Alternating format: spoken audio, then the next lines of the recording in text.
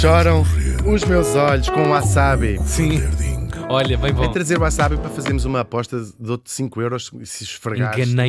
Enganei uma vez a minha mãe, épico, mas uma noz mesmo, tipo como se fosse quase uma peça, um maqui. Eu pensei que tinha ouvido essa história. Bora. Vamos fazer primeiro uma recomendação de Claro.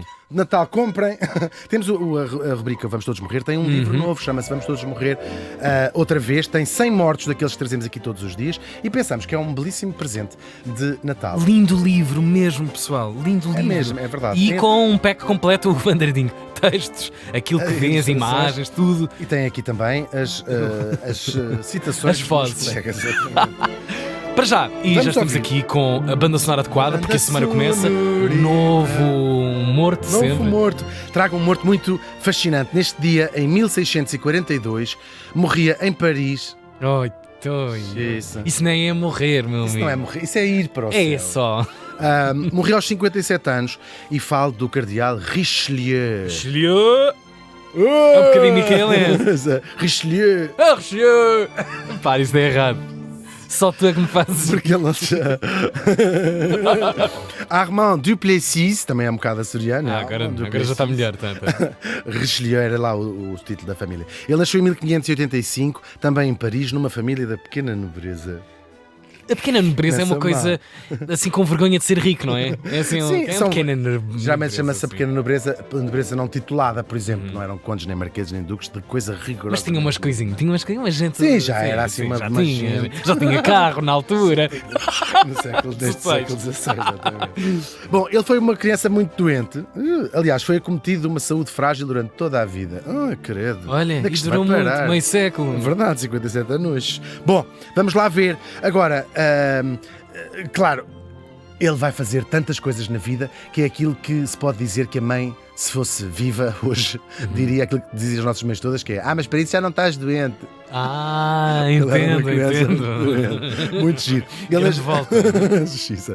Ele nasceu no auge do Ancien Régime, o antigo regime, que é o quê? É o sistema político de França, o absolutismo. O rei, quem manda sou eu, que há de ser derrubado 2 séculos depois de ele ter vivido com a tal Revolução Francesa que vai acabar com o Ancien Régime e o absolutismo. Em França, o Ancien Régime é este período antes da Revolução Francesa. Nós cá chamamos Antigo Regime, geralmente à ditadura do século Do XX. século XX, sim. Mas quando falamos aqui de Antigo Regime, ou Ancien Regime, é este período em França. E vai ser precisamente no seio do Ancien Regime, ou nos seios, no caso, Sim. que vai fazer a sua fulgurante... Fiz um gesto. Sim, eu sim. A sua fulgurante... Sentiu-se no som, o teu gesto. nos seios do Ancien Regime. Primeiro, onde é que ele vai fazer a sua carreira? Primeiro na Igreja Católica. Depois a gente disse que ele era cardeal. Claro. Vai chegar, claro, a esse posto que é o posto mais alto da Igreja, os considerados príncipes da Igreja. Bem, é o posto mais alto, tirando o Papa. Claro. Calma lá também, não é? Calma aí. lá.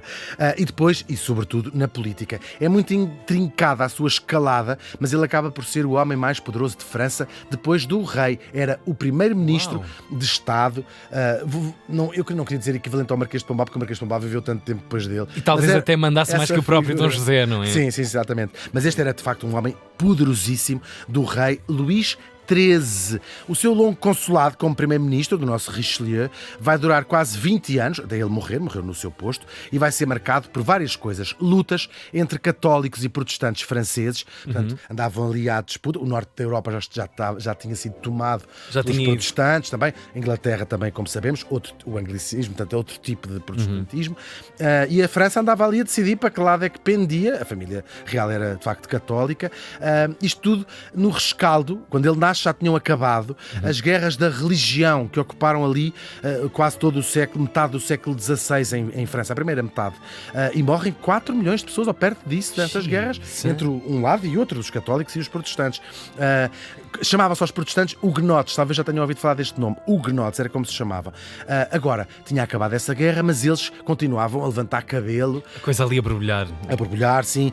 E estas guerras eram uma ameaça ao próprio poder real. E então o Richelieu, quando começam a levantar cabelo os huguenotes, trata de esmagá-las com os seus próprios pés. Isto é uma revolução dos hugonotes. Como se fossem formiguinhas, não é assim? Pequenas formigas. E lá foram os protestantes com das suas próprias progenitoras. Franceses, às não costas é? dos franceses. Os franceses. Essa é que é. Ou seja, uma espécie de nação a matar os seus filhinhos mais, Sim, são mais guerras. fora da caixa.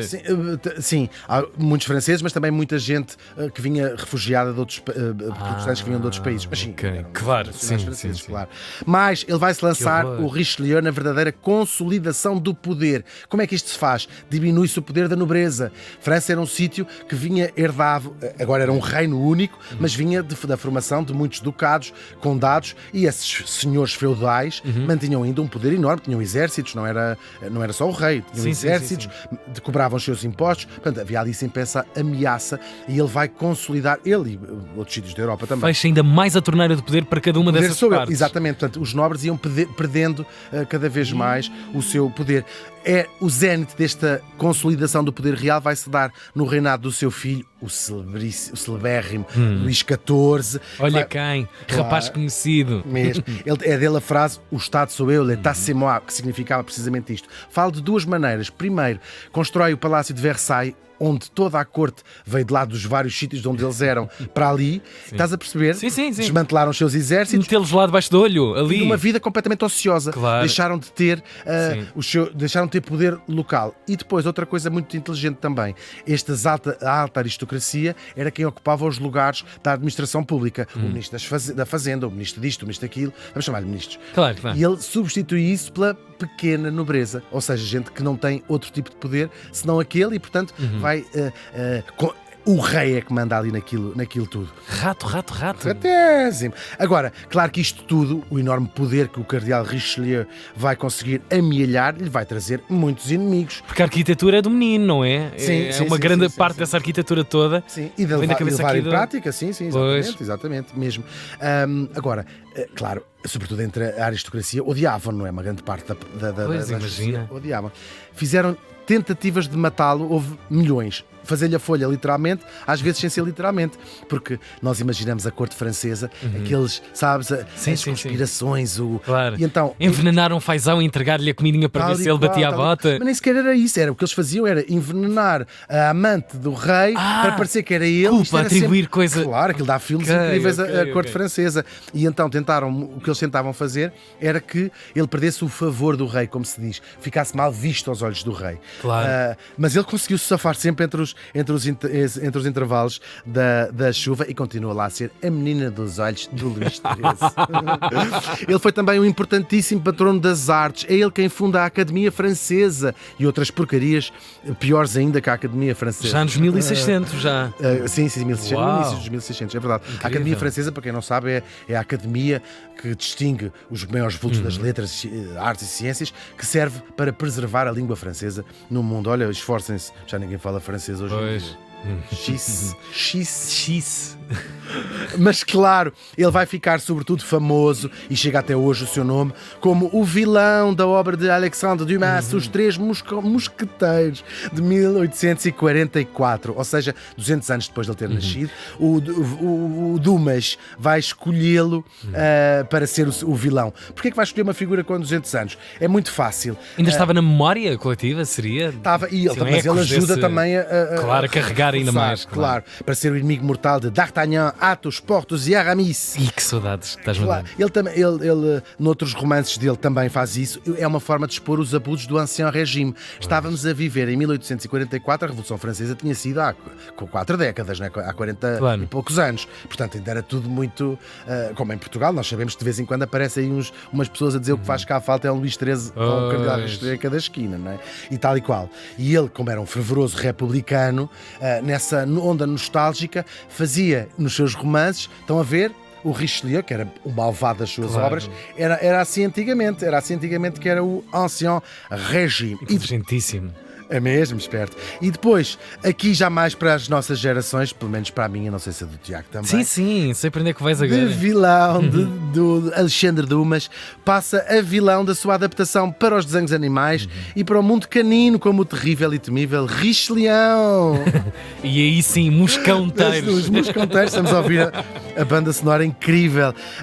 Em Portugal, a voz era do António Montes, um ator que morreu em 2014, que dava voz a este Richelieu, ou Richelieu, como se diz em França e nos Açores. Porém, não é só por isso que eu trago aqui, vou ter que acelerar. Para além de nos deixar estas personagens de desenhos animados e até a Academia Francesa, ele deixou-nos outra coisa que nós usamos todos os dias, pelo menos nesta parte do mundo. O cardeal, que era um homem que não adorava baderna e gente mal criada, irritava-se muito com as péssimas maneiras à mesa dos seus convidados, sobretudo com as facas. É que as facas na altura eram afiadas e pontiagudas, como as que nós usamos hoje, nas cozinhas. Palitavam os dentes, apontavam assim com a faca, espetavam assim no pão para ir buscá-lo às travessas. E isto era na casa do Primeiro-Ministro de França. Sim, o resto, não é? O resto. Exatamente. E vai daí, resolve mandar fazer, num ferreiro, ou num ourives provavelmente, facas sem serem afiadas e redondas nas pontas. Ou seja, o cardeal Richelieu inventou as facas de mesa que nós todos conhecemos. E cuja moda se espalha rapidamente pela Europa. E tudo isto nos faz espreitar um pouco da história dos talheres no mundo.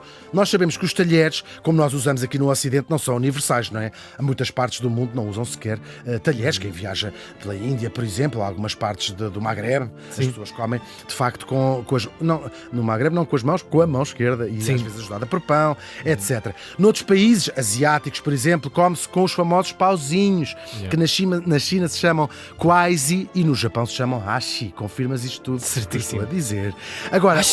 Sim, é claro. O uso de utensílios, quer para cozinhar como para comer, é tão velho quanto o próprio ato de cozinhar, ou seja, desde que os humanos aprenderam a conservar o fogo para cozinhar os objetos, os alimentos. Por isso não é de estranhar que já existissem colheres no Paleolítico, são encontradas colheres...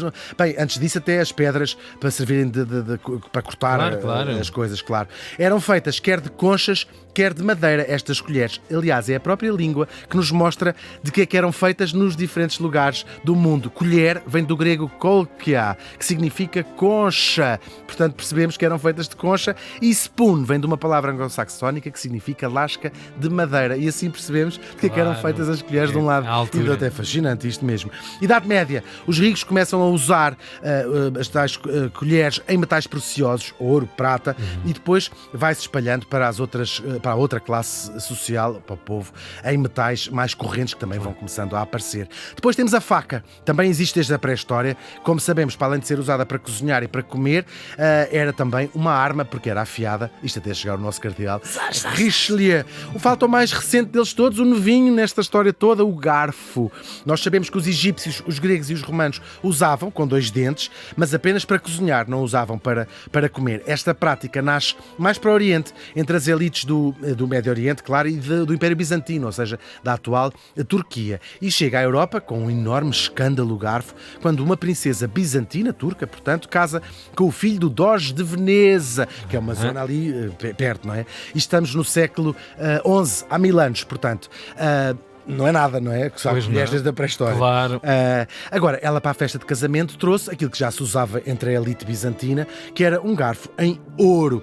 Os outros, não existia nada do género na Europa. Os venezianos, os outros convidados do casamento, como é que se comia? Com uma faca, sim, e com a ajuda dos dedos. Portanto, a faca e com os dedos apanhados, com a faca cortavas, imagina que fosse um bocado de fazão, e depois era com os dedos que se comia. E os convidados ficaram varados mesmo, foi um escândalo em Veneza e era visto como uma heresia, diziam eles. Deus deu-nos garfos naturais, que são os nossos dedos. Substituí-los é uma afronta a Deus.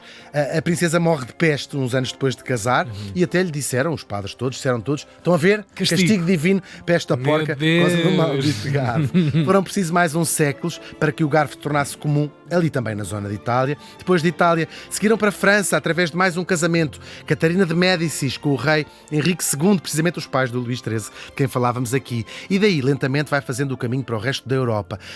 Mas eram usados apenas para segurar a comida enquanto se cortava. Estás a ver? Sim. Não se levavam à boca. Era a faca afiada que ia à boca com um bocado de comida. Conheço alguns casos e ficaram ainda parados. O velho do mato, um beijinho. Os 4 dentes e a forma curva que conhecemos hoje só chega no século XVIII e na América, por exemplo, só se massificou o uso do garfo no século XIX. É verdade. E ainda hoje cortam e usam só uma mão. Os americanos comem de maneira diferente dos europeus. Vão trocando o garfo e a faca de mão. No século XX, o aço inoxidável expande-se e criam-se também todo um assortiment de novos talheres, de coisas para comer. Muita pena da tua parte, eu sei, que o ouro nunca deveria ter saído. Não, mas os romanos usavam materiais que nós hoje sabemos, o chumbo, não eram nos talheres, nas canalizações, que são venenosas e a matá-los a todos se não tivessem sido vocês a matá-los. Vocês, os bárbaros, claro. Quanto ao nosso cardeal, ele morreu cheio de maleitas e nem na morte teve descanso. O corpo dele foi desenterrado durante a Revolução Francesa, claro, como o símbolo do ancien regime. A cabeça dele foi mostrada como curiosidade a uns aristocratas que a tinham em casa, dentro de um frasco. Dizia assim, olha o cardeal Richelieu. Olha aqui. Até que depois acaba por voltar a descansar junto do resto do corpo e ainda lá está. Lembrem-se disso, da cabeça deste cardeal num prato da próxima vez que comerem com talheres. O cardeal Richelieu, morreu faz hoje 381 anos.